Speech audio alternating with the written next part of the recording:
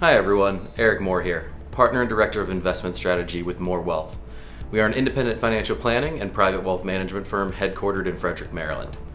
So I'm here today a bit more casually dressed to talk about something a little more casual, and that's the true cost of pet ownership. So anyone who has seen me when a dog is remotely close by knows that I love dogs, and all animals for that matter.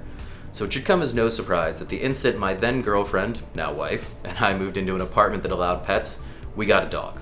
We had both grown up with them, so we had an idea of what the costs associated with owning a pet were, but there are some things that didn't immediately come to mind when planning for those costs. As I found out from friends who had done things similarly, the things we didn't think of are pretty commonly overlooked.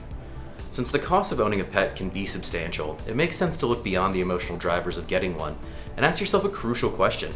Can you afford to be a pet owner? From adoption costs to food and visits to the vet, the costs add up quickly.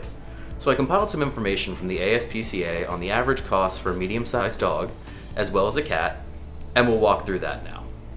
As a quick note, adoption costs can vary from around $50 to thousands of dollars, so those have been left out of these estimates, but still need to be considered. So then that first year, the costs are substantially higher than what you're going to see on an annual basis, but we'll walk through that first year and then move on kind of the recurring annual costs.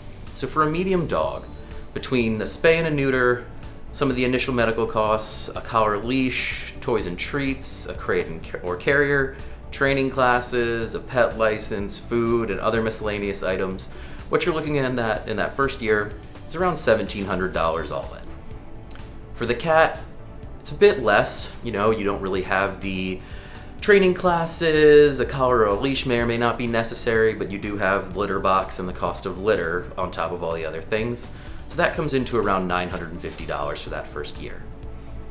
From that point forward, for a medium dog, a lot of those things drop off because you don't need a second spay or neuter, obviously. But there are still medical costs, a renewal of a license, more toys and treats, food, other miscellaneous costs. At that point then, your kind of annual all-in gets to around $840.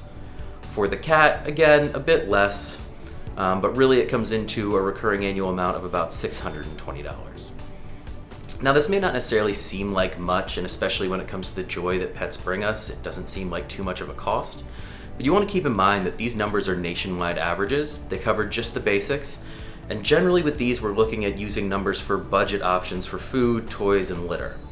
When you throw in things like boarding costs, pet insurance, a semi-annual grooming, and any other things that we do to pamper and or spoil our pets, the cost can rise pretty drastically.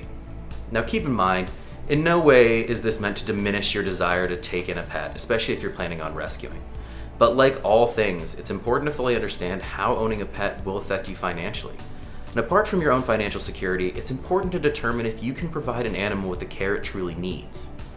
Now, if you need some help figuring out if pet ownership is something that fits within your financial plan and long-term goals, please reach out to us at www.morewealthinc.com or call us at 301-631-1207. Thank you.